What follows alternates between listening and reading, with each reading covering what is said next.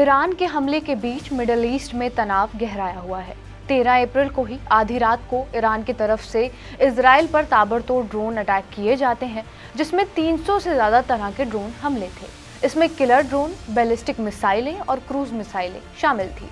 लेकिन इस हमले के बाद ही इजरायली सेना ने एयर डिफेंस सिस्टम को एक्टिवेट किया और इजरायली सेना के मुताबिक उन्हें 99% हवाई हमलों को विफल कर दिया है। इससे पहले 13 अप्रैल के दिन ही ईरान की सेना ने शनिवार को होर्मुज स्ट्रेट के पास इजराइल से जुड़े एक मालवाहक जहाज को अपने कब्जे में ले लिया था।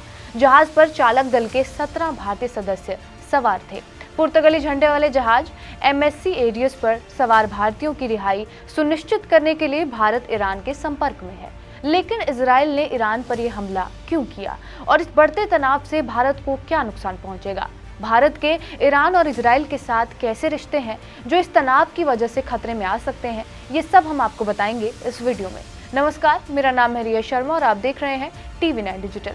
दरअसल ये विवाद 1 अप्रैल को तब शुरू हुआ जब ईरानी दूतावास पर हमला हुआ। यहाँ इजराइल का आरोप ये है कि ईरान लेबनान में हिजबुल्लाह को मिसाइलें और बाकी हथियार भेजने के लिए सीरिया इलाके का इस्तेमाल करता है। वहीं इजराइल ने हथियारों की आवाजाही को रोकने के लिए ही सीरिया में कई हवाई हमले किए हैं और इसी कड़ी में 1 अप्रैल को युद्धक विमानों ने सीरिया की राजधानी दमिश्क में ईरानी कॉमर्स एम्बेसी पर हमला भी किया था। इस हमले में ईरानी रेवोल्यूशनरी गार्ड्स कॉर्प्स के अल क्वाड्स फोर्स के एक वरिष्ठ कमांडर के साथ साथ कम से कम 11 लोगों की मौत हो गई है। ये सभी एक बैठक में थे जिसके बाद हमले का आरोप इजराइल पर लगाया गया, लेकिन उसने इसकी जिम्मेदारी नहीं ली और इसी के जवाब में ईरान ने शनिवार यानी 13 अप्रैल को देर रात इजराइल पर 330 मिसाइलों से हमला किया। इस दौरान ड्रोन हमले भी किए गए। इस तरह से दोनों देश एक बार फिर आमने सामने आ गए हैं। इस बीच भारतीय विदेश मंत्रालय भी इस बढ़ती हुई लड़ाई को खत्म करने की अपनी सिरे से पूरी कोशिश कर रहा है। इसी को लेकर भारत के विदेश मंत्री S जयशंकर ने ट्वीट भी किया है और हालातों के बारे में जायजा भी लिया है। उन्होंने क्षेत्र की मौजूदा स्थिति पर चर्चा की। उन्होंने तनाव बढ़ने से बचने, संयम बरतने और कूटनीति की ओर लौटने के महत्व पर जोर दिया है और दोनों देशों के विदेश मंत्रियों से बातचीत भी की है।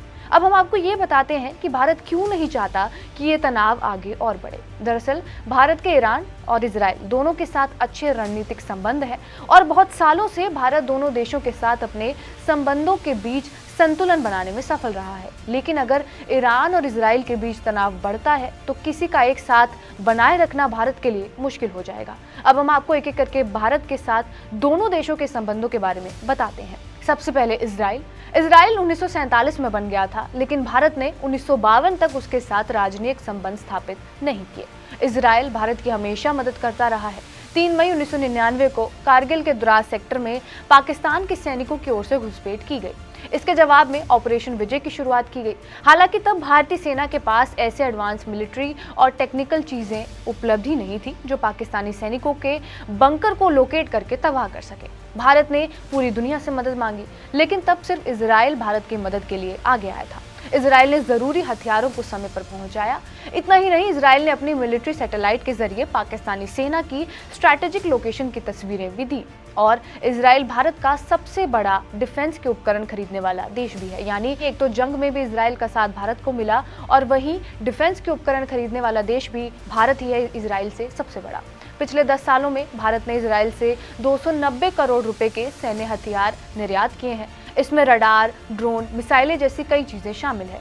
यही वजह है कि 7 अक्टूबर को हमास की ओर से जब आतंकवादी हमले हुए तो पहले कुछ ही घंटों में भारत ने इजराइल को अपना समर्थन जाहिर कर दिया था। ये हमने आपको बताया कि भारत के इजराइल के साथ कैसे संबंध है। अब ईरान की बात करते हैं। भारत ईरान के साथ भी रणनीतिक संबंध बनाने में सफल रहा है। इसका एक कारण आतंकवाद के खिलाफ दोनों देशों की सोच भी है। जहां भारत और ईरान दोनों देशों ने पाकिस्तान और अफगानिस्तान से होने वाले आतंकवाद पर चिंता जाहिर की है। इसके अलावा भारत और ईरान दोनों ही देश तालिबान की नीतियों के खिलाफ रहे हैं। सऊदी अरब के बाद जिस एक देश पर भारत कच्चे तेल के लिए निर्भर रहा है वो ईरान का तेहरान ही है। इसके अलावा चाबहार पोर्ट भी भारत के लिए बहुत अहम है। ये पोर्ट पाकिस्तान के साथ ईरान की सीमा के पश्चिम में मौजूद है और इससे भारत को एक अल्टरनेटिव रास्ता मिलता है जो पाकिस्तान को बाईपास करता है और ये एक अहम कनेक्टिविटी कॉरिडोर भी है।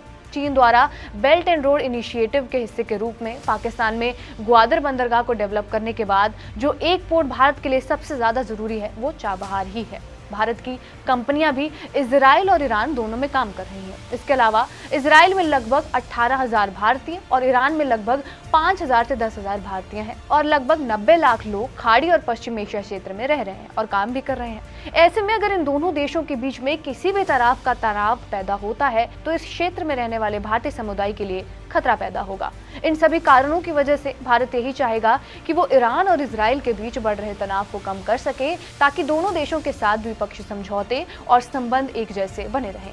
बहरहाल आपका इस वीडियो पर क्या कुछ कहना है हमें कमेंट बॉक्स में जरूर बताएं। बाकी देश और दुनिया की तमाम बड़ी खबरों के लिए बने रहे हमारे साथ TV9 डिजिटल पर।